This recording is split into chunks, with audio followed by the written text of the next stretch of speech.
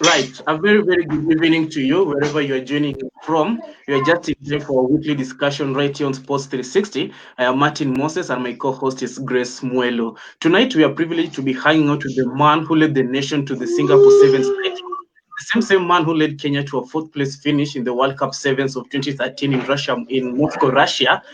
The longest serving captain of the Kenya Sevens, also known as the Shujaa, Andrew Ah, Amonde. Andrew, karibu sana. shukran, asante sana. Hi guys. Mhm. We are okay. Maybe Hello. first things first. Let's just start with the COVID-19 situation. How have you been? How is your family? How are you people faring on at home? I think this is one of the hardest season that we have gone through. In terms of training, there are things that we have missed out on so much, like playing rugby. Uh, the good thing about it, we've got enough time. We've been around our family for long enough for, for a long time. Spend enough time with our family members. Things that we never used to do before the COVID-19, because most of the times we were committed with rugby. So I think we have spent a lot of time at home and with our family members. I think it has been good for the kids Mhm, and for our spouses to have us around. mhm. Andrew, you'll agree with me it's a Yeah. situation that you've never seen before. Maybe will you paint for us a Yes. picture how your training schedule looks like at the moment? What has changed? How are you keeping fit at home? So because our daily routine before this COVID was, I used to train like every day, apart from the weekends, like from six, I would train from 6 in the morning to around midday with Kenya Sevens, and then from 3 to 8 with KCB. So I had a schedule that was just around rugby, and it would last the whole day. The only free day that I had was on a Wednesday. That is only Wednesday morning that I was not reporting to Kenya Sevens. The day I could only stay indoors and get a little of sleep. And then the rest of the days I would be back with Kenya Sevens and KCB and play on a Saturday, rest on a Sunday, and back to the same schedule. So a lot of things have changed. You can see from what I'm used to, and I think for what I'm doing now, just to keep myself fit, I've come up with a program. I do my own runs because there's no programs that have been sent to us. So I've come up to try just keep my body flow and keep my body in shape. I do morning runs. I go to Karura Forest for my morning runs. I do my 10Ks and the normal basic training that I do in the house just to keep my body moving and blood flow. Mhm. Okay, Andrew, let me Yeah. take you back a little. You Yes. had a career Yes. that has been well decorated. You played rugby for all those years. Why rugby and how did it Yes. start for you? I think rugby is one sport that I didn't play rugby in high school. I was not lucky enough to play rugby in high school. I had good friends who used to play rugby. So after my high school, when I was still in the same in Kisumu, Hmm. some of my friends just invited me to come and join them for training one day. And when I got there, and I just fell in love with the game, and I found myself going there every time, and that's how I started my rugby. And playing rugby, you have played actually for the national team, club level, you've excelled, you've had the captaincy for the longest Yeah, time. What does this mean to you? How has yeah. the captaincy influenced your playing time and your role in the game? I think it's one thing that has kept me moving, knowing that you're a leader, that people expect something from you, just to for them to come up and show up for the game. It's something that has pushed me over the years, and it's been a big privilege for me to be able to lead these boys because they are wonderful boys, very talented.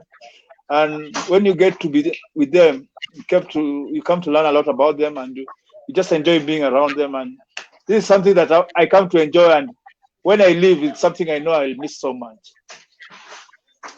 Mhm. Okay, let Talking me take about you back a enjoyment, little as Yeah. captain. oh, sorry. Mhm. Grace, Yeah. Yes. Yes, let me take you back as captain, Amonde. You lifted Singapore Sevens for us. Yeah. How Yes. did Yes. it feel for you at that given time as captain? Oh, because at that time, when we won it for the first time, it felt like a normal thing because the work that we had put before for us to come down and to win it, it's something that we knew that we were capable of winning a trophy. It is just time Mm-hmm. that we needed to just get ourselves at that podium. And when we got ourselves to that finals, you could just feel it. You could just feel it from the camp. And before we went into that game, everybody was psyched. We were we had a very good side that time at Singapore, and we knew they were able to come up and raise to the occasion and to be able to win.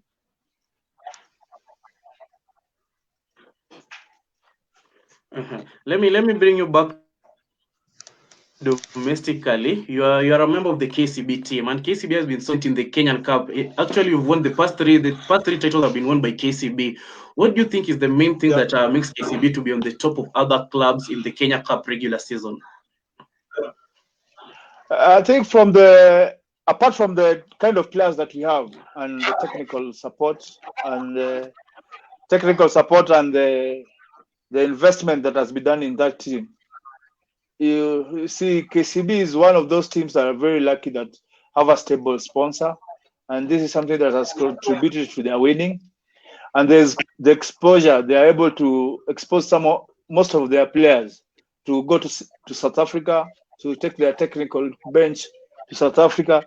These are some of the things that have really made KCB to outshine most of the teams in the local league, because getting players to be exposed to playing in South Africa or being coached with some of the top coaches from South Africa, I think it has been a big boost to some of our players, and you can see the results from the field. When KCB steps in to play with the local club, they are above them in everything they do because they are psyched. They have been exposed more than some of these teams, and they play according to structure because they have been given better structures than some of these teams. So when you see KCB playing and winning, it's not just something that has come from nowhere. They've invested so much in it, and the players have bought into the system, and they're playing very well.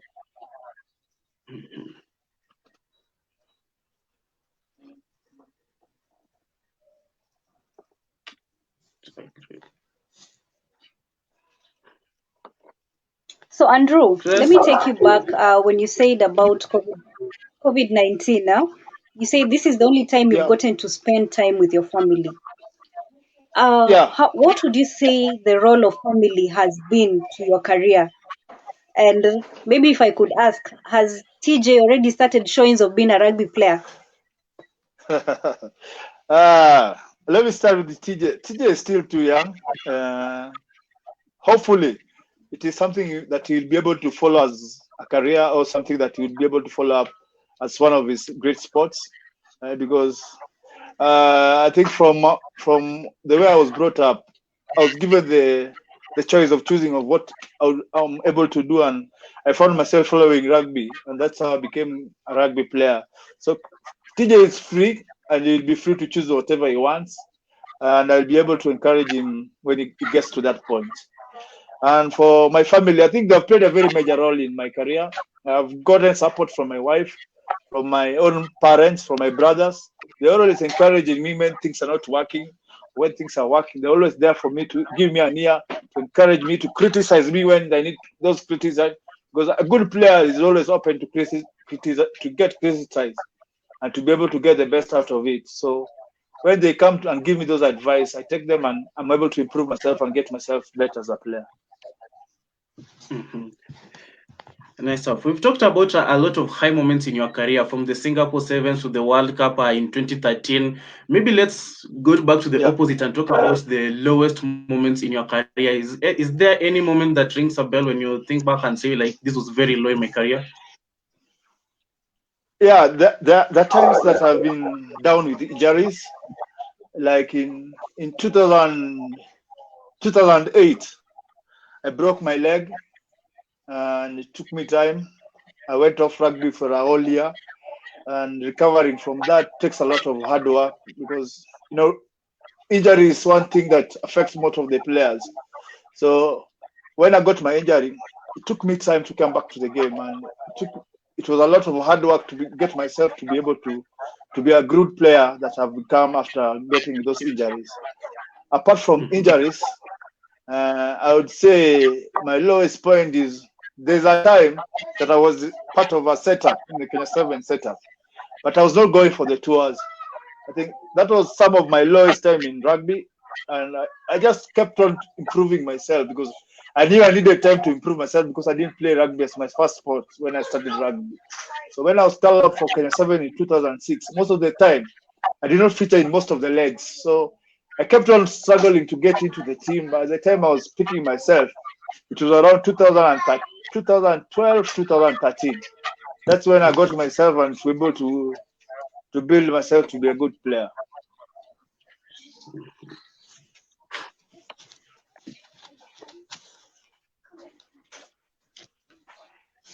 So let's talk about the young players that are coming into the system. KCB has been excellent in terms of feeding Yeah. the national squads with new players, young players.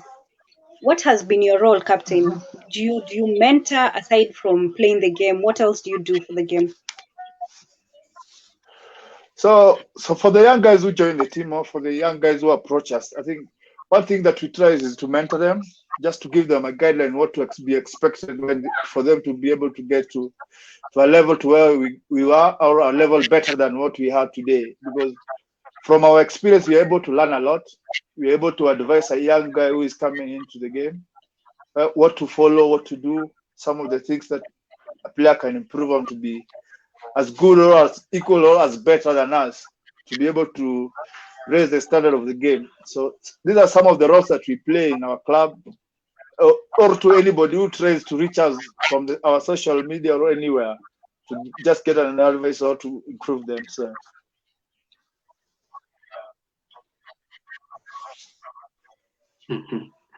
Good stuff. Charlton Kiplangat on Facebook is saying Amonde's game and discipline has always been an inspiration to me personally. Beautiful tries. Tell him that we wish him all the best as he raises Kenya's flag high. That's Charlton Kiplangat on Facebook.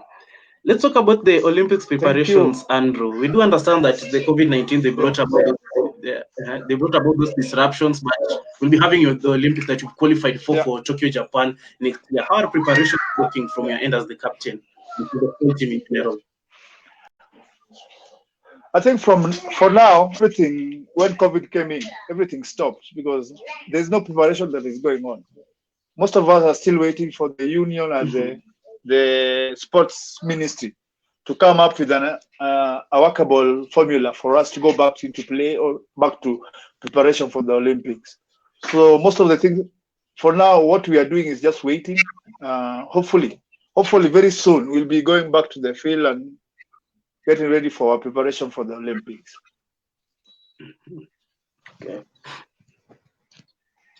Okay, Andrew, let me ask a very sensitive question.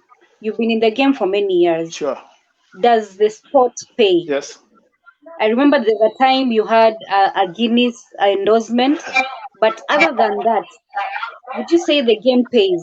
Has rugby been your core income earner, and how has it been? Because you have to live a life and you are a sportsman. How has it been in terms of income?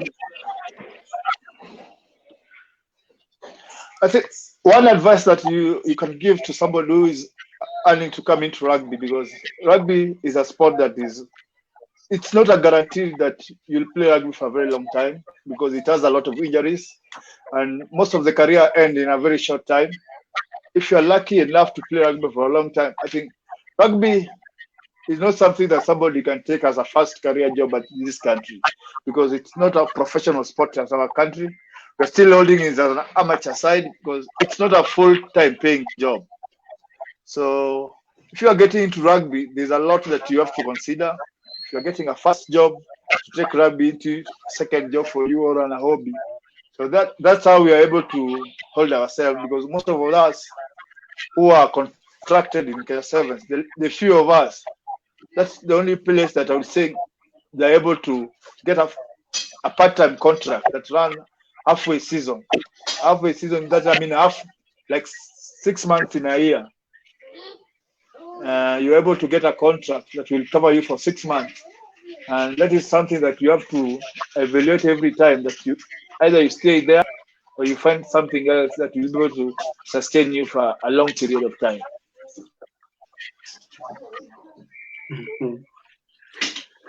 Okay, I want to ask a question that it's usually in the public domain that the rugby players, well, they usually see them with big physiques, that they usually take wakulasari, if you can put it in Kiswahili that way. What would you say about your diet, and is it that different from us who don't play rugby? I think I would say it's very different because my diet is very balanced. Most of the food that I take is something it has a lot of nutrition. I just don't eat because I need to eat. I have to consider the value of the food that I'm getting from the food. So most of the food that I partake is something that has been I've seen most of the value of what I want to get from the food is what I take. Mhm. Okay, Andrew, allow me engage you on the women's game. You've been around for some time. What do you think of the growth of the women's game, and knowing that they've also qualified for the Olympics for the second time? What's your take on the Yeah. advancement of the game this far? So for me, this is a personal view because from what I've seen our women go through, they've come a long way. They've come a very long way, and they've come a long way without support or sponsors.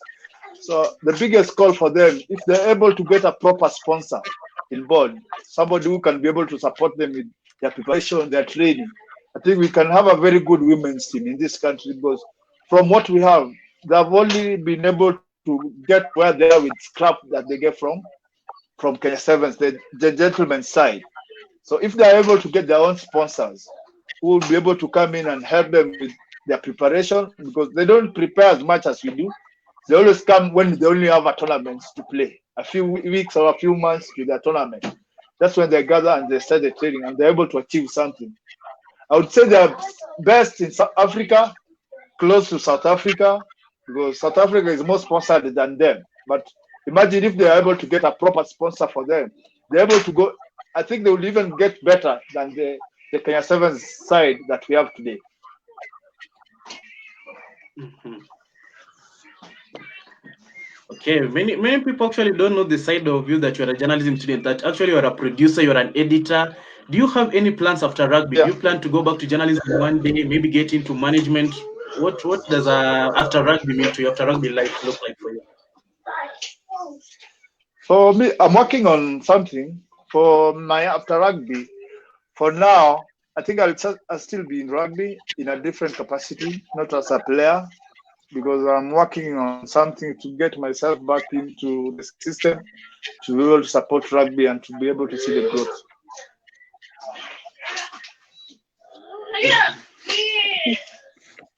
Nice. So, can I speculate that, Andrew, I'll be seeing you in the KCB technical bench soon?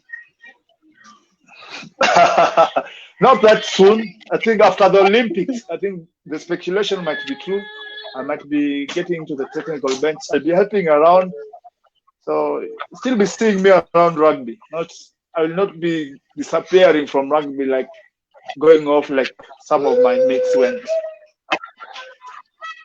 Okay, Andrew, let me take you now to the Olympics. I know this is something that you're looking forward Yes. to. It would have been your second Yeah. Olympics. As a Yes. captain, of course, what are your goals? You're going to have the Olympics, God willing, next year. What goals have you set for yourself as a captain? I th- for the Olympics that was postponed, we had a goal because we were already working towards something. We had a plan that we were working on. And for now, putting a goal on myself is just putting myself under undetainable promises because we have to prepare for that Olympics before Mm-hmm. we can come out and set goals. The last time we went to an Mm-hmm. Olympics, we were able to see the environment and what is expected of an athlete who is going to an Olympics. For us to be able to go to Mm-hmm. that Olympics and to achieve something, we have to prepare very well and get players who are focused and to be able to get there and to be able to work very hard to be able to get that medal or to get something out of that Olympics.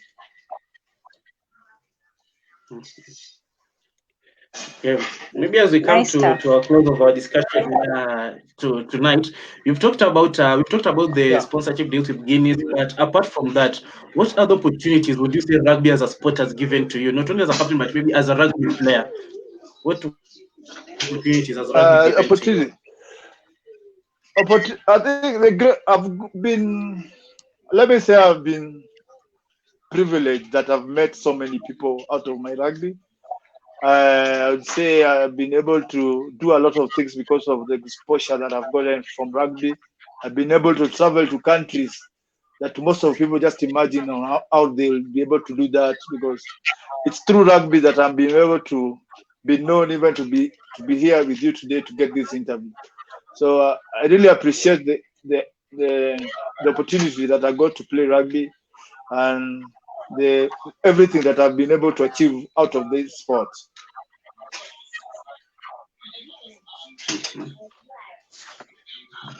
Andrew, allow me ask you something about football. You know I love football. Do you watch and support Okay. football locally? And which team do you support? Yeah. I would say my team is Gor Mahia because I started watching Gor Mahia for a long time ago when I was still young. My dad used to take us to the stadium, and Chilen Oguta was one of the guys that I used to watch when I was still young. And when I came to Nairobi, he was my neighbor when I moved to Nairobi, and it was a big inspiration. From childhood to just coming to be a neighbor to Chilen Oguta was something great.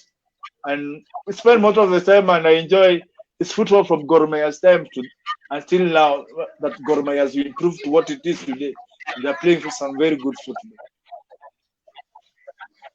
Interested. Yeah. Moses? Sirkal, Andrew, you're a Sirkal fan, eh? Yeah, big fan.